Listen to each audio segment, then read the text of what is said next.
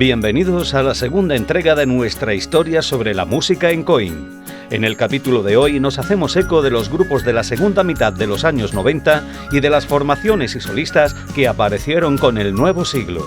En esta época en Coín, que es años 80, principios ya de los 90, pues la verdad que lo que se cosía aquí en Coín no existía en ningún otro pueblo cercano, ni de la comarca, ni prácticamente de la provincia. No te voy a decir que la movida aquí en Coín fue igual que en Madrid o en el Ferrol, que son ciudades, porque estamos hablando de un ámbito local bastante pequeño, pero sí que se hacían fanzines, sí que existía una galería de arte, no con arte realista, sino con arte abstracto, cosa que creo yo que no volveremos a ver, con obras de artistas que al día de hoy es de lo mejorcito en el arte contemporáneo. Y la verdad que la música que se hacía era bastante, como te digo, original y creativa, y al día de hoy ese tipo de música sigue sonando bastante original, ¿no? Y no se hace ese tipo de música. Al hilo de lo que está comentando Paco, evidentemente muchos de los protagonistas nos han ido diciendo que evidentemente esa época, esa eclosión, ¿verdad?, como estaba diciendo, cultural, implicó a más movimiento, no solamente al musical, sino también a un movimiento cultural que giró en torno, bueno, yo no sé si decir la música en torno a la cultura surgió a partir de la música, no sé tu criterio cómo es. Lo que sí está claro que en nuestro entorno más próximo, incluso a nivel de provincia de Málaga, no se veía eso, no existía. Eso existía en Coín en esa época. Y sí que te digo que bueno, ya en los 90 quizá en Pizarra sí hubo más movimiento, sobre todo de grupos locales. Pero en Alhaurín el Grande, en los pueblos, incluso en la costa, no existían tantos grupos de música de tanto nivel, ¿me entiendes? Porque es que estos grupos que te estoy hablando sonaban prácticamente en las ferias de Málaga, una sí, la otra también. Al hilo de lo que comenta Paco, tenemos evidentemente ya quizás a lo mejor, por supuesto, que hacer un programa en la próxima temporada sobre ese movimiento cultural también que surgió en Coín, no solamente el musical, ¿no, Paco? Merece la pena, el musical es solo una parte. Continúan en esa década ya de los 90 el grupo Causas Sociales, que también grabó un disco que se vendió, salió al mercado con el disco, se vendió bastante, sonó en la radio. Un disquito que tuvo bastante aceptación, y junto con Causas Sociales aparece también otro grupo que era Nosferatum, que es el primer grupo de Miguel Mérida. Miguel Mérida tocaba la guitarra, el Moy a la batería y Antonio Miguel al bajo. Curiosa es la batería del Moy, ¿no?, que la pudimos conocer muchos músicos aquí en Coín, que era con cubos de pintura, sacos de amoníaco tensados con bastidores, y bueno, hasta el pedal de la batería del bombo era con 4 muelles, ¿no? Qué curioso cómo empezó ese grupo, ¿no? A ese grupo le siguen otros como AK-47, Cualquiera es bueno, y ya posteriormente Los Cardos, que entran un poco más tarde, ¿no?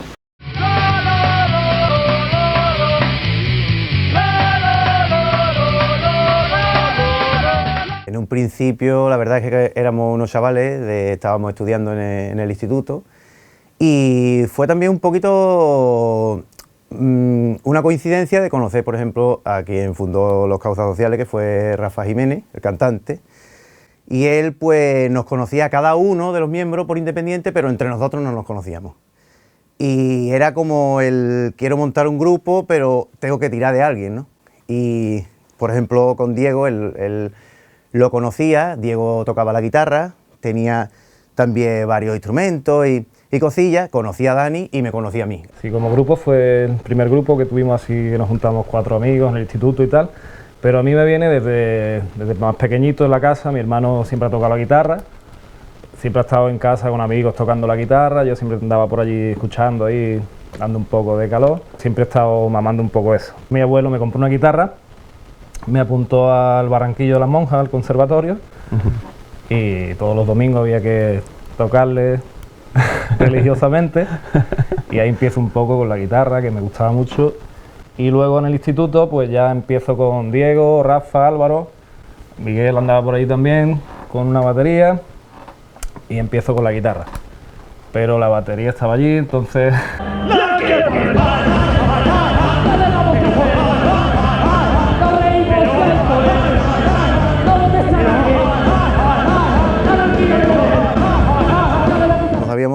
nada de música. A mí me tocó lo típico de, por ejemplo, Diego, el día que nos reunimos, pues a ver, yo voy a cantar, tú vas a tocar, no sé qué, no sé cuándo, y a mí me quedaba un espacio ahí, y trajo Diego un bajo, y yo cuando vi el bajo con sus 4 cuerdas, digo, uff, esto está muy chulo. Digo, ¿esto cómo se toca? Dice, tú tocas solamente la cuerda de arriba. Las demás, digo, ¿las demás? No, las demás no. Digo, esta es la mía. esta es la mía. Esto facilito, rápido y empezamos ya. No teníamos batería, con lata, que aunque parezca que son 20 años, pero en 20 años cambia mucho la cosa. Entonces no teníamos batería y con unas latas, el otro conocía a uno que tocaba en la banda y en la banda pues me voy a traer una caja. Cuando se traía la caja, aquello era la vida. Y poco a poco pues fuimos montando un grupo, conforme íbamos ganando algo de dinerillo, íbamos ahorrando, pues así empezó a surgir todo y más o menos empezamos a investigar, a hacer nuestras canciones, cada uno con sus ideas. Y poco a poco hasta que empezamos a tocar. Causas sociales para mí, pues ya ves, 18, 20 años, furgoneta, patearte España en una furgoneta, una cosa muy bonita, ¿no? Aprendes mucho, no sé, te lo pasas en grande, tocando con tus amigos, que es lo que más te gustaba hacer en ese momento y disfrutándolo a tope. Realmente nosotros pensábamos que lo teníamos difícil, porque siempre con esa edad te crees que tus padres te están diciendo, siempre te oponen todo, ¿no? Luego tus padres te das cuenta que al final lo que hace es decirte, mira, tienes que hacer esto, te ha hecho un poco de cabeza, pero uno seguía por la línea como diciendo, bueno, yo voy a seguir por esto, y claro, es verdad que sí costaba más trabajo, costaba mucho más porque ahora tienes una cantidad de información en cualquier sitio que quien lo pueda utilizar para bien es una maravilla, ¿no? Y antes no, antes tú te lo tenías que currar y si querías estudiar música o te apuntabas a un conservatorio, te apuntabas a algún sitio o alguien que te pasaba unos apuntes te decía, mira esto, lo otro. Si no era muy difícil porque tú eras de oída o el otro te enseñaba, tocaba la guitarra, mira esto es un acorde, esto es un fa, pues tú haz esto, pues tú lo otro. Entonces poco a poco, claro, el aprendizaje era súper lento, ¿no?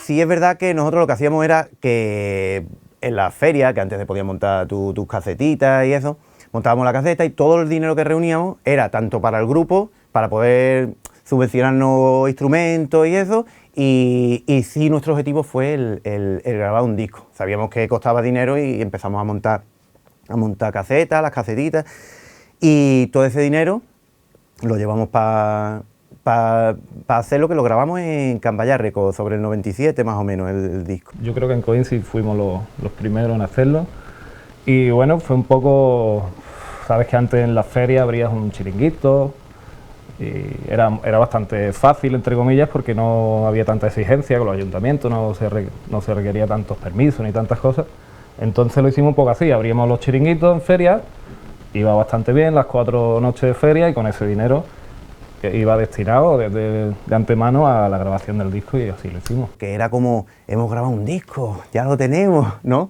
Antes grabar era también muy difícil. Y a partir de ahí ya con el disco sí es verdad que empezamos a movernos un poquito más, ya salimos un poquito más lejos de Peñaperro, ¿no? Siempre ya estábamos por esta zona, pero con el disco ya se empezó a vender. De hecho, estaba en la FNAC, creo que también incluso en el Corte Inglés, que era raro, ¿no? Nosotros decíamos, si estamos en contra de esto, ¿cómo? Pero tenía tú que decías, aquí está nuestro disco. Y sí, se tiene ese recuerdo, vamos, es una anécdota también muy importante y que marcó, que por lo menos Causas Sociales llegase a algo, ¿no? Que no se quedara ahí. Aunque sea más bueno o más malo el disco, pero hubo esa ilusión de decir, hemos llegado, ¿no? Yo creo que cuando estás ahí comenzando y eres tan joven, eso es lo que menos te importa. O sea, llegar a lo que quieres tocar, estar con amigos, estar en el local, echar el rato. Después cuando te das cuenta o intentas porque ya te planteas, bueno, vamos a ver qué hacemos con esto, y ves que es un poco más complicado de la cuenta, la pretensión que prima es la que estamos desde el principio, que queremos juntarnos los amigos, tocar y ya está. Lo mejor que puedes hacer si estás haciendo música.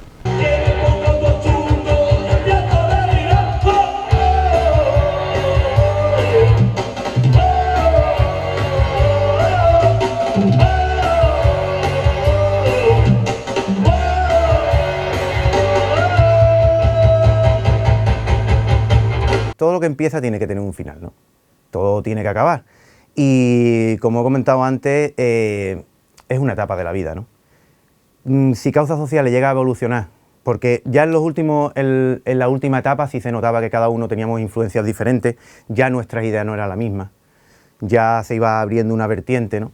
Entonces cada uno pensábamos de forma totalmente, si Causas Sociales llega a seguir como tal, Causas Sociales no hubiera tenido la esencia que tenía en un principio, ¿no? Que era esa rebeldía, esa forma de contar las cosas.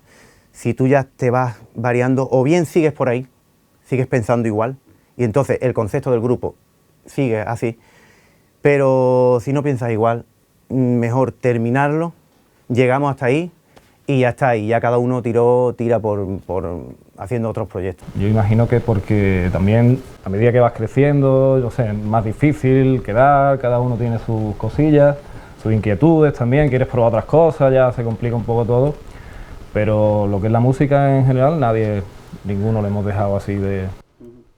De hecho, justo después de Causa empezamos un proyecto en que había piano, viento, empezamos ahí que estuvimos un añito y medio, tampoco llegó a nada, pero lo bien que lo pasamos ese año y medio, aprendiendo cosas, tocando.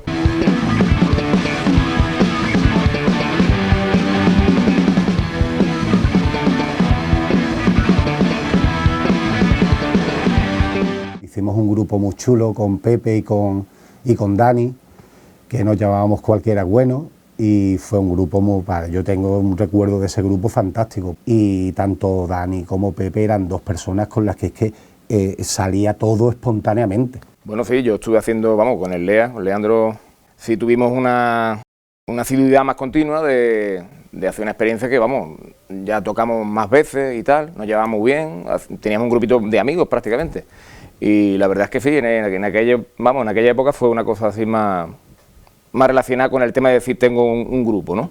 Tuvimos, yo qué sé, una polémica de nombre y tal, pero al final decidimos que se llamara Cualquiera Bueno.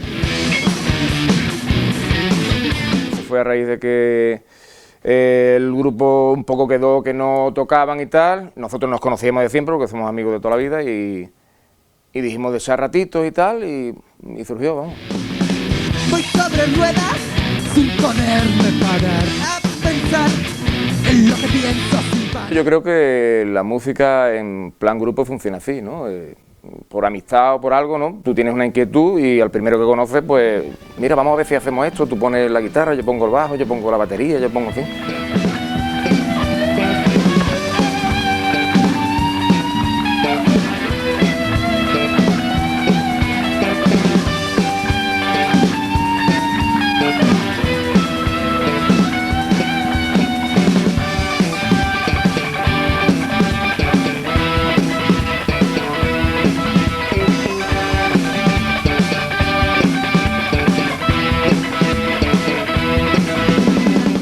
Me gustaría que me hablara usted precisamente de AK-47, ¿qué es esa aventura, don Francisco? Fue mi primer grupo, el que más ilusiones ponía uno y la verdad que son amigos que al día de hoy incluso sigo manteniendo bastante amistad con muchos de ellos, sigo tocando con ellos. Isaac Chicano tocaba el bajo, ahora toca la batería en otro grupo y sigo tocando con él. Manolo Torres, que tocaba lo que era la batería. Y después teníamos a Javier González Roble, que era quien cantaba, yo tocaba la guitarra y hacíamos punk, ska, y la verdad que dimos bastantes conciertillos, a nivel comarcal sobre todo. En el Eduardo Con estuvimos también un par de veces y en fin, el grupo duró 5 o 6 años, pero la verdad que es el que mejor sabor de boca me quedó de todos los grupos que estaban a posteriori, que estaban bastante.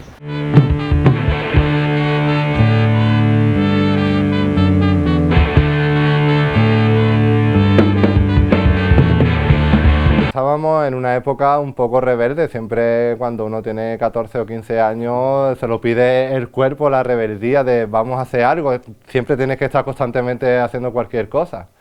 Y a nosotros nos atraíamos mucho la música, yo estaba muy influenciado por mi hermano José María y Sofía, que escuchaban música de los 60, 70, 80, ya empecé a escuchar Bob Marley, a grupos británicos, americanos, y tenía una mezcla en mi cabeza que eso era, y todo me gustaba, y una cosa que me empezó a apasionar. Pero un día todo esto ya ves que se va a acabar, la gente de los suburbios, la gente de la ciudad. Lo curioso es que cuando se formó el grupo no teníamos ni siquiera instrumentos, teníamos el grupo hecho antes de los instrumentos. Primero hicimos el grupo, Primero hicimos las canciones con guitarras españolas y con posterioridad ya nos compramos una batería que la compró el grupo, o sea, no se la compró el batería, pusimos todo un poco de dinero para poder comprar esa batería. El bajista tuvo que recurrir a su cuñado a que le dejara el amplificador y el bajo, en fin, no teníamos instrumentos. Yo no tenía guitarra eléctrica, tenía una española y ya con el tiempo pues sí me compré esa guitarrilla eléctrica, ¿no? Tenía muy buena amistad con Paco, que ya dábamos clases de guitarra, de sevillana, de rumba. Y más adelante, conforme pasaban los años, éramos vecinos, conocíamos también a Manolo Torres. Manolo Torres tenía una batería, Paco se compró la guitarra y mi cuñado Gaby traía un bajo a mi casa, el cual yo empecé a cogerlo, digo, esto mola, esto mola.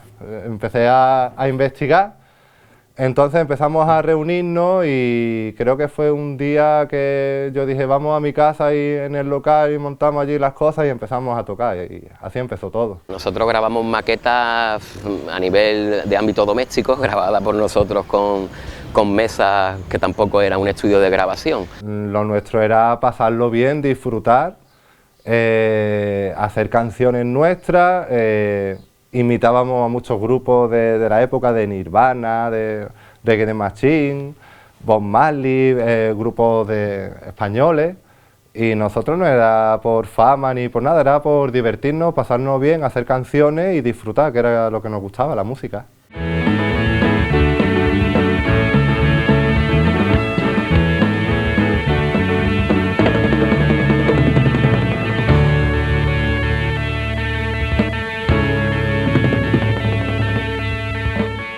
Exactamente no recuerdo cuál fue el motivo, lo que sí sé es que Paco, por ejemplo, venía aquí a ensayar, se traía sus apuntes de derecho, que hoy en día es abogado, y tú lo veías con la guitarra, descansaba, dejaba la guitarra y se ponía con sus apuntes de derecho, estudiando, Manolo también estudiando magisterio de música también, en fin, que nosotros la música lo llevamos por dentro, pero sabíamos que teníamos que tener también las responsabilidades, ¿no? Que eso nunca lo dejábamos.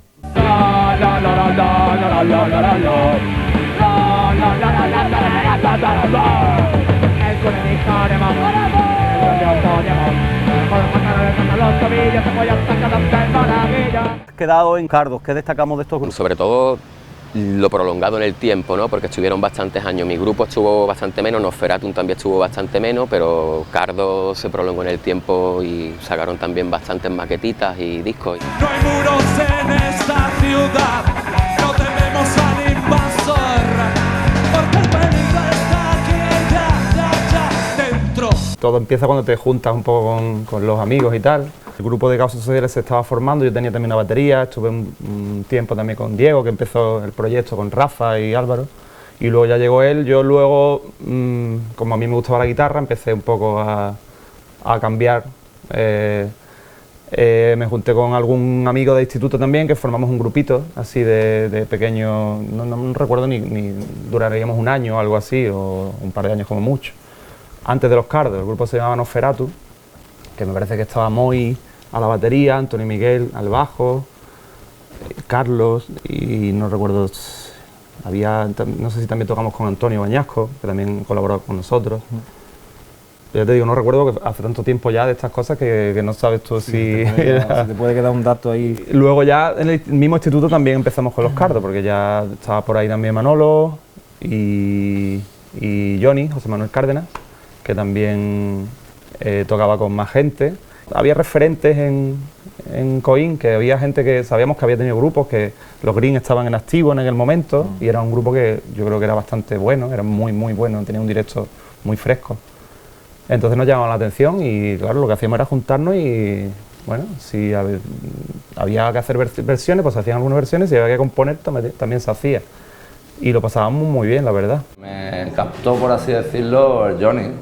Estamos aquí en el local de su padre, ¿no? Que aquí tanto rato hemos pasado.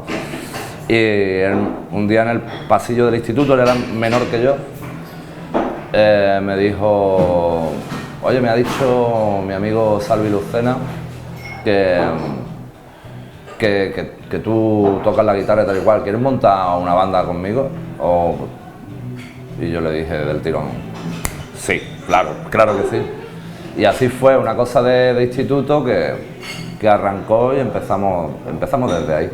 desde una cosa muy espontánea y de chavales, ¿no? Yo sí, la verdad, cuando me incorporé a ello, yo iba también un poco más, digo, bueno, esto es más musical. Nosotros venimos de un grupo de punky, que era todo más abierto, más distorsión.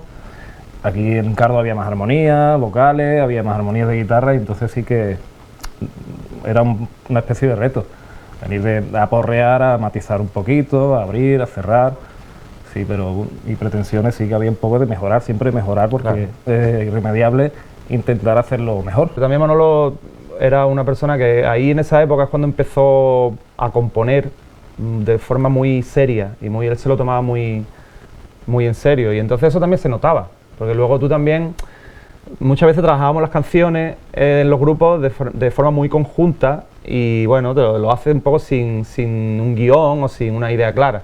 Pero luego cuando a lo mejor él empezó a estudiar bastante, a componer de una forma muy seria, como ya te digo, eso también marca un poco, porque hace que te lo tomes también tú muy en serio, que cuides mucho. Ahí es cuando yo creo que empezamos a empezar a cuidar lo que es de verdad la música, el producto, a darnos cuenta de que es importante tener una buena canción, buen estribillo, una estructura bien trabajada, ¿sabes? De que menos es más. Simplificar, porque es normal, porque eres joven, empiezas y crees que tienes que hacerlo todo y tal, y luego te das cuenta de que el silencio es importante y cosas así, ¿no? Esas cosas vas aprendiéndolas poco a poco. Empezábamos a ensayar los domingos y no teníamos nada. O sea, nosotros íbamos por la mañana a levantar a la gente de resaca, a uno pedirle un amplificador, a Diego Bernal pedirle un bajo, a otro pedirle...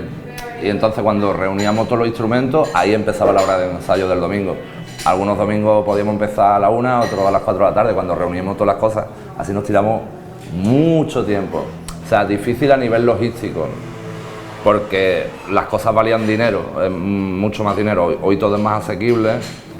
Difícil en el sentido de que no teníamos acceso a la enseñanza musical. No existía internet. Yo hoy quiero aprender un blues, pongo blues, internet, y sale un tipo haciendo un tutorial. Difícil en el sentido de que la música era algo como de gente mala o de mal vivir, ¿no? Entonces, incluso entre músicos, si tú decías, pues yo me voy a dedicar a esto, los demás te miraban como... El chulo de la discoteca, el chulo de la discoteca, el chulo de la discoteca, el chulo de la discoteca, el chulo de la discoteca. De estas cosas que pasan en la música que no planificas, porque nosotros no éramos un grupo de hacer, por ejemplo, una canción como El chulo de la discoteca, porque hacíamos algo más pop, rock. Fue más una coñita. Claro, fue más una broma entre nosotros, y que cuando estábamos grabando, pues lo decidimos grabar, porque bueno, íbamos a grabar a Granada, o sea, era una historia, antes había que hacer las cosas, era un poco más complicadas.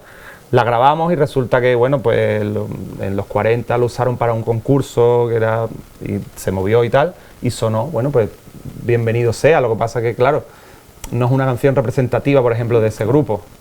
Pero bueno, tampoco nosotros no nos importaba, lo que hacíamos era tocar, nos lo pasábamos bien, o sea que no nos importaba tampoco que saliera una canción como El chulo de la discoteca. Que tengo un medallón con la cara del camarero, salgo al disco tablao y el canela digo colocao, yo soy el más picao.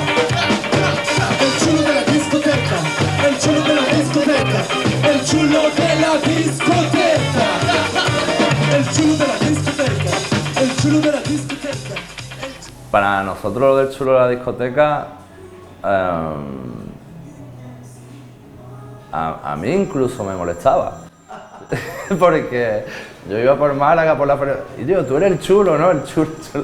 A mí, o sea, me molestaba en el sentido de que fue una canción o sea, nosotros nos poníamos serios, vamos a grabar, nos fuimos a Granada, hicimos una inversión económica, los estudios valían una pasta, fuimos a Pig Studios, que era como lo más wow. Y llegamos allí, grabamos, y de pronto, cuando ya tenemos todo terminado, concienzudamente, con sus arreglos, llamaron a un pianista de la Blues Band de Granada, unas colaboraciones. Nosotros estábamos totalmente eufóricos, pero nos sobra tiempo, hicimos bien los deberes. Y nos sobra tiempo, y el Johnny dijo, tío, pues yo tengo aquí unos acordes, ¿por qué no grabamos así algo improvisado? Y fue meternos en el estudio, todos en directo, y yo tirar la letra, la primera chorrada que se me ocurrió, y resulta que justamente la gracieta es lo que a la gente le moló. Entonces a mí me molesta porque digo, tío, con el curro que nos hemos pegado, y, pues creo que no deberíamos de currar tanto.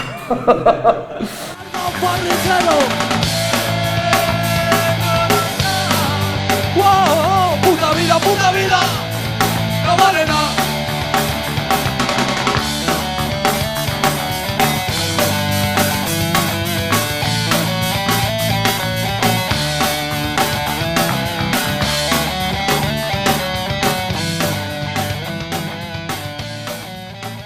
Fue una ruptura como con una novia, ¿no? O sea, fue una ruptura traumática, porque ninguno queríamos dejarlo, nos queríamos todavía, pero el amor no es suficiente.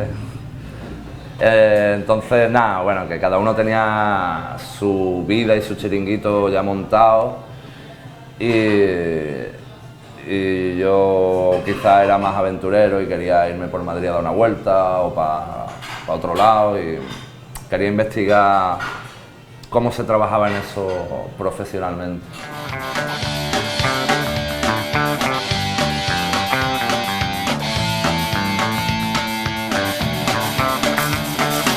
Y una noche de verano que mi corazón cegó, fui a buscar entre tus piernas un poquito de calor. Sé tú no estás, oh, puta vida, no vale nada. Curioso es, bueno, las influencias de estos grupos de aquel entonces, sobre todo Tabletón. Tabletón nos ha influenciado a todos los grupos locales de Coín, pero sin excepción. Hacíamos una música muy distinta a la de Tabletón. Lo hemos teloneado, yo he tocado con Tabletón 2 y 3 veces, quiero recordar, y casi todos los grupos de Coín hemos teloneado a Tabletón, a Danza Invisible también lo hemos teloneado, y bueno, y en el Eduardo Con siempre nos encontrábamos con los Ducati, que se presentaban cientos de veces, nunca ganaban. Los Ducati finalmente, de tanto insistir, triunfó, que es al día de hoy el Koala, ¿no? Guitarrista y vocalista que finalmente ha triunfado de tanto insistir, ¿no? Don Francisco, entra el nuevo siglo y mención especial en ese principios del siglo, esa apuesta por la música local con una pléyade de grupos, un rol de, no sé si más de una decena de grupos, ¿no? Si no me equivoco. Sobrepasa, creo que hay 14, 15 grupos y da buena muestra y cumplido ejemplo del ambientazo musical que había aquí en Coín, ¿no? Sobre todo creo que fue en el 99, fue un año antes de entrar al 2000, al milenio, y la verdad que no creo que en los alrededores de ningún pueblo se viera tantísima afición, sobre todo por la música, ¿no? De bajo, guitarra, batería.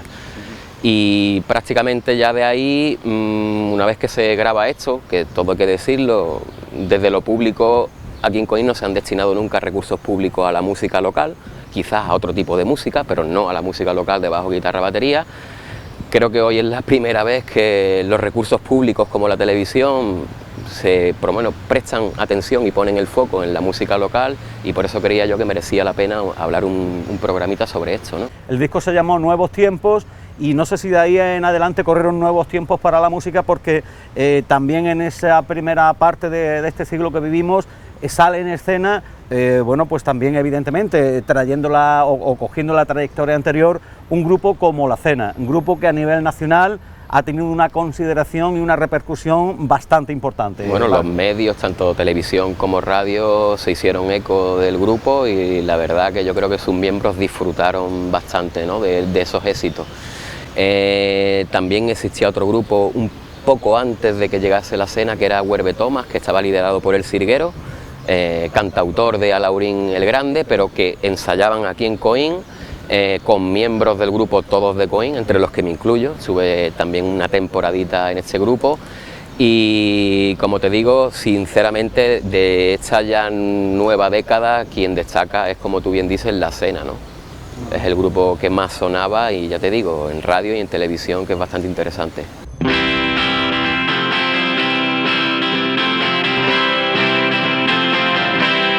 Abriremos 2 botellas de champán, jugaremos unas manos al blackjack, dormiremos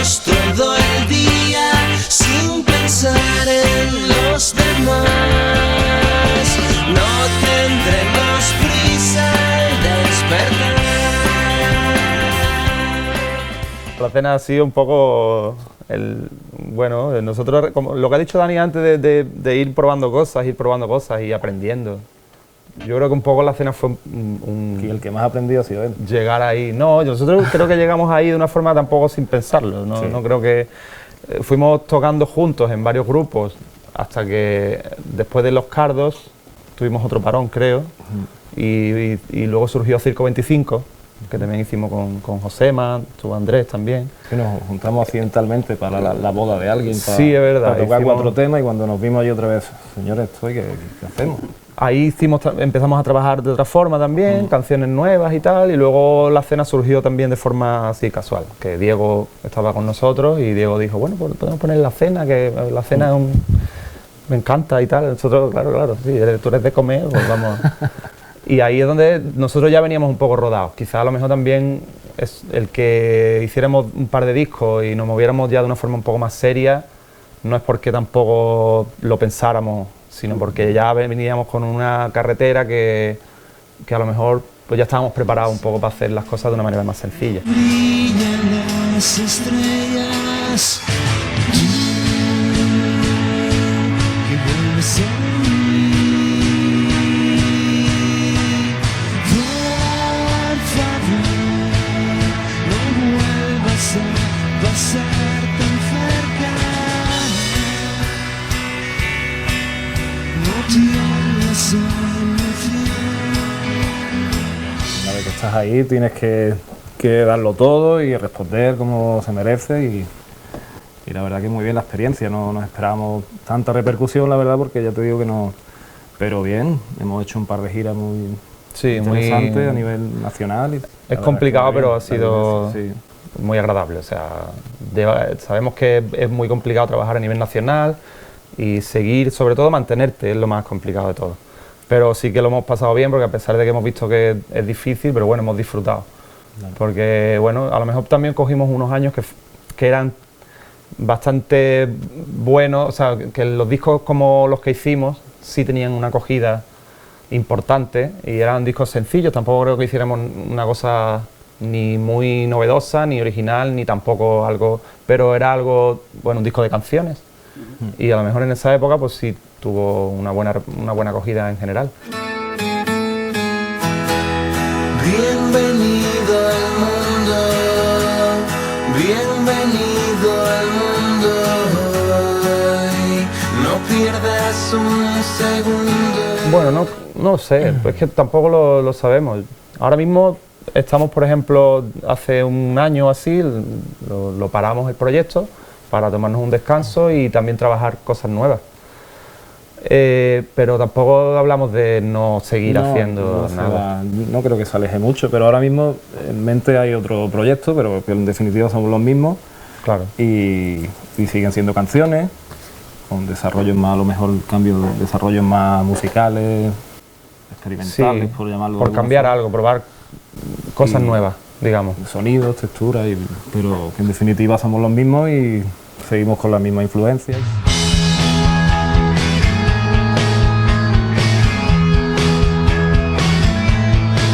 Está mal, lo sé. Lo que soñé la última vez, los tres. Don Francisco, tengo yo especial interés en que me hable usted de una serie de músicos que no sé si podríamos considerar versos libres por su dedicación a la música, pero que no han tenido quizás un grupo o han participado, pero no de muy forma permanente en grupos, ¿no? Sí, de ese tipo hay muchos. Participan de todos los grupos y si los llamas, pues sin siquiera ensayo, pues te dan el concierto, ¿no? Tienen cierta formación musical y pueden permitirse ese lujo, ¿no? De ni siquiera ensayar. Y bueno, hay muchos. Está Antonio Bañasco, está Manolo Nocete, está Miguel Ángel Gil, que incluso ha grabado hace poco un disco donde él lidera esa formación, esa banda, Manolo García. Estos pues no solo están en un grupo, sino llevan 3 y 4 grupos adelante, ¿no? Algunos con ensayo y otros sin necesidad siquiera de ensayar, ¿no? Versos libres que no atienden a rima, pero que por supuesto le dan carácter al poema, ¿verdad?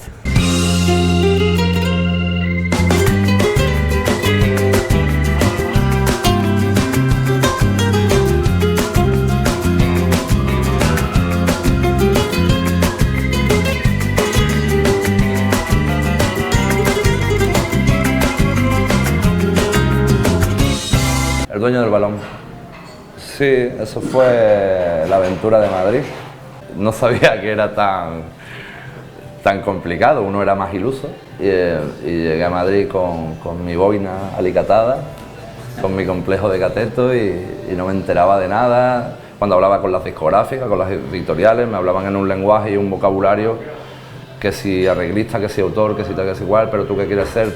Cuando yo iba haciendo lo que se llamaba la ruta de los sordos, yendo a la gente de la discográfica a enseñarle lo que yo hago, que me llevé una maqueta que grabé con el dinero que quedó de los cardos. No sé si se acuerdan, creo que eso a la deuda ya quedaban 100.000 pelas, que 100.000 pelas era una pasta, en la cuenta o en el saco donde lo tuviéramos. Y ellos, cuando yo me fui a Madrid en acto de solidaridad, me dieron la pasta y me dijeron: Manuel, una palmadita en la espalda, tírale. Fue cuando empecé a trabajar de técnico, en gira, a relacionarme, acabé de manager, productor, como que empecé a tocar todos los palos y me costó sacar ese disco. Yo llegué a Madrid en el 2000, no lo saqué hasta el 2008. Nunca busqué entre tus cosas y sigo esperando encontrar la razón. Ese disco fueron 8 años de energía y 4 años de grabación, pero un aprendizaje muy grande, ¿no? Porque yo ya venía de giras y de haber trabajado ya profesionalmente, ya estaba un poquito más metido, ya la boina me la había quitado, ya no se me notaba, o yo intentaba que no se me notara, y ahí pues en ese disco participó Cristian Constantini, que es un batería que a mí me encanta, que tocaba con Rosarillo Flores, el bajo José Vera, el contrabajo que tocaba con Revolver, Josemi de Ketama, que es uno de los grandes guitarristas. Por todo de una manera muy espontánea, tío, pasaban por el estudio: ¿y esto qué? No, pues un chaval de Málaga, pues están buscando un guitarra flamenco y tal. Pues venga, ahí, pues venga, yo lo hago. También trabajando con Diego Olivero a los teclados, que ahora es el productor de Fito Páez, desde estos 3 últimos discos. Yo flipaba, vamos, y trabajando con la producción con Matías Sorokin, el hermano de Coti, que él trabajaba con discos como Julieta Venegas, con Coti y con todas las cosas que Coti también hacía en aquella época. Y para mí fue una experiencia tremenda. O sea, si Los Cardos fue la escuela, esto para mí fue la universidad. Labios que me hacen confundir, sangre con marcas de carmín, manos que saben decidir. La experiencia fue brutal, porque el disco lo acabamos de sacar y ese era el primer concierto. Entonces yo estaba, no estaba nervioso, estaba tenso, estaba como un cirujano, ¿no? A corazón abierto, no estaba nervioso, pero estaba tenso, muy tenso. Pero lo viví de una manera como, ¡guau! Venga, empezamos, ¿no? Vamos arriba. O sea, fue muy gratificante tocar en un sitio abriendo un concierto para un artista que yo había escuchado y que es un ídolo, y poder compartir camerino pared con pared, escucharlo a él cómo ensayaba y todo el rollo ese, y encima tocar tu primer concierto con tu primer disquito después de 8 años y tocar delante de 5.000 personas, ¿no? Vamos.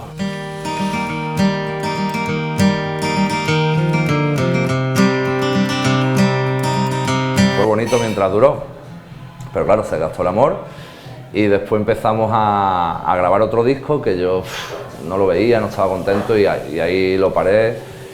Y ya se me había gastado el dinero de los adelantos que me habían dado, ya estaba ya arruinado, y entonces me puse a trabajar, me centré en lo que estaba haciendo de manager del artista este argentino, de Coti, que me llevó mucha energía. Después empecé a hacer festivales y otras cosas, pero yo siempre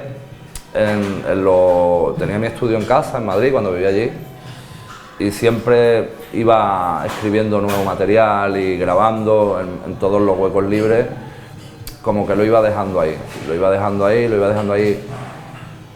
pero no encontraba el momento de montar banda o hacerlo solo, o no sabía cómo, porque ya me había desgastado mucho con el anterior disco de energía, de dinero, y entonces ahí me dediqué más a la música y ya me vine a Málaga a trabajar en la Sala París 15, que mucha gente conoce, que estuvimos ahí 4 años currando y tal.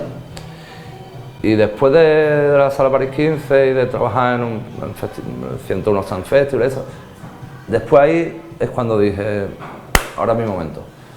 Y acabo de grabar un disco que es, como te diría, más como la segunda parte del Dueño del Balón, es como la última canción de aquel disco, va más por lo intimista, lo acústico y con muchos toques de música americana, porque grabamos con cacharros hechos a mano, con latas de aceite, con 4 cuerdas, con una valla de un cortijo con 2 cuerdas, con cacharros inventados, buscando ese sonido un poco más hiriente, porque las canciones eran muy íntimas para hacer un buen contraste. Y el disco, ya puedo adelantar en primicia, que tenemos fecha para octubre, sale en octubre. Y maltrato mis heridas sobre un caballo de cartón, y ahora disfrazo mentiras en trajes de color marrón.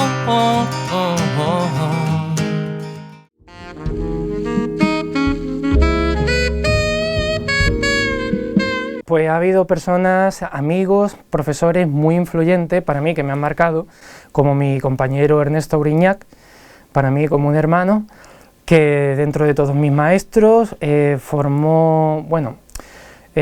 puso el germen en mí para crear, incluso llegar al disco, lanzar mi disco propio al mercado. Él fue en el que a partir de los 18, 17 años que lo conocí, puso ya la gotita que faltaba para querer participar activamente en la música, ¿no? Ya no solamente tocando, sino componiendo, que es esta parte tan importante de la música, ¿cómo no? Yo, por suerte, gracias a Dios, soy muy versátil. Con el bajo eléctrico domino todos los estilos. Bueno, no quiero decir, yo soy muy malo, yo le digo a todo el mundo que soy muy malo, y es verdad, vamos, me considero que soy muy malo, pero bueno, realmente me adapto a todos los estilos, bastante bien, y me llaman de muchos grupos. Entonces lo compagino con mi labor profesional. También soy maestro de primaria y antes maestro de música en el colegio, y compagino dentro de lo posible las dos actividades de la manera que se puede.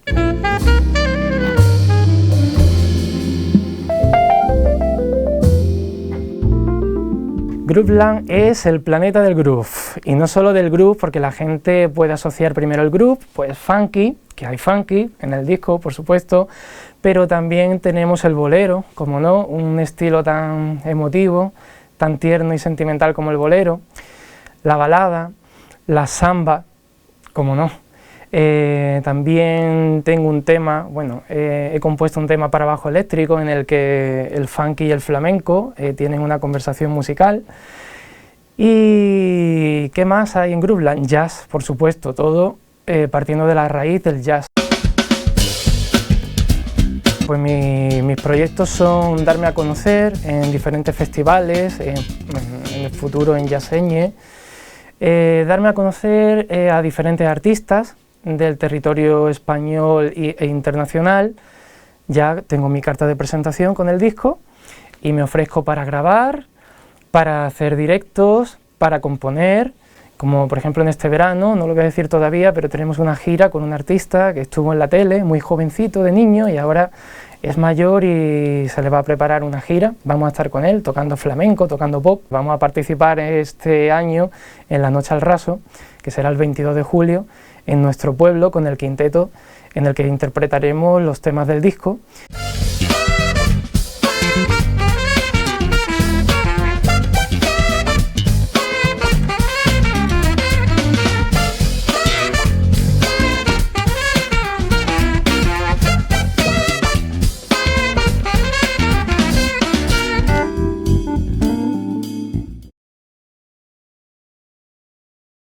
el que es músico no está aferrado a un estilo, ni es solamente de una sola banda, ¿no? Como tú dices, hemos colaborado con mucha gente, ¿no? Siempre hemos querido tener proyectos originales en marcha, ¿no? Pero sí, como tú dices, hemos tocado, o he tenido la suerte de tocar prácticamente con casi todos los músicos de Coín y mucha gente de fuera, ¿no? Coín siempre ha tenido tradición, ¿no? De grupo de amigos que se cogen un instrumento, a base de cabezazos lo aprenden y crean canciones, ¿no? Quizás ese talento, que yo creo que lo hay en todos los pueblos y en toda parte donde haya gente de alguna manera libre, ¿no? En Alaurín, por ejemplo, tenemos un ejemplo muy cercano y muy llamativo, ¿no? No hay muchos músicos, como tú dices, haciendo música popular, los que hay los conocemos y están aquí en Coín, ¿no? Verbigracia, el amigo José Miguel Guzmán, el Cirguero, ¿no? Pues no sé de dónde vendrá ese germen, en este caso musical, ¿no? La verdad que, como tú dices, gente como Paco Lomeña, ¿no? En mi casa guardamos un disco de Yunque, ¿no? Que ganó, creo, el Festival de Benidorm incluso, ¿no? Han sido gente que, además de estar por aquí y coger los alrededores, han salido fuera, ¿no? Y han desarrollado su música también por fuera. José Loriguillo también, que ha llevado todo ese aprendizaje a todos los músicos, desde la orquesta hasta la guitarra eléctrica, que también hemos echado muchos ratos con él, ¿no? Aparte de ser director de orquesta, hemos podido echar muchos ratillos de guitarra, de música, como tú dices, rock, ¿no? Después el boom en los 80, ¿no? Que había muchas ganas, mucha actividad creativa, ya no solo en la música, sino también actividad fancinera, pintura, teatro, en fin, Coín, la verdad que ha tenido siempre ese impulso de gente con ganas de hacer cosas, ¿no? en el terreno este, ¿no?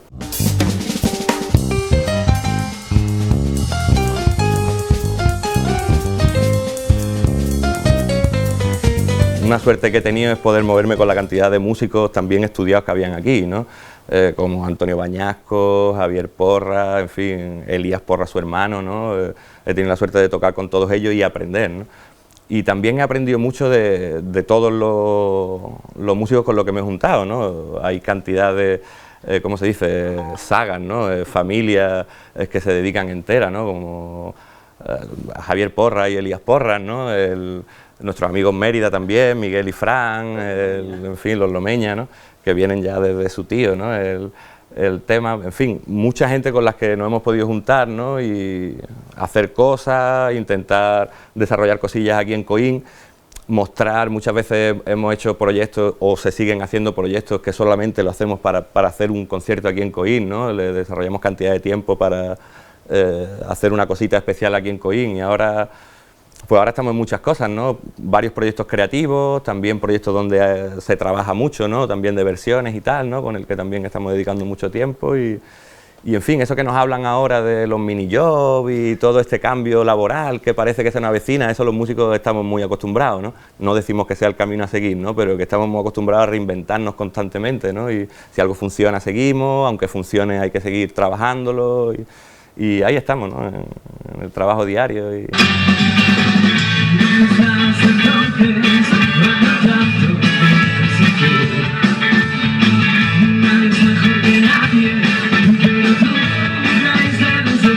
Este ha sido el segundo programa de la serie sobre la música pop rock en Coín. En la próxima entrega conoceremos más artistas que han dado continuidad a las inquietudes musicales en el municipio y las opiniones que los propios protagonistas tienen sobre esta historia de la música en Coín.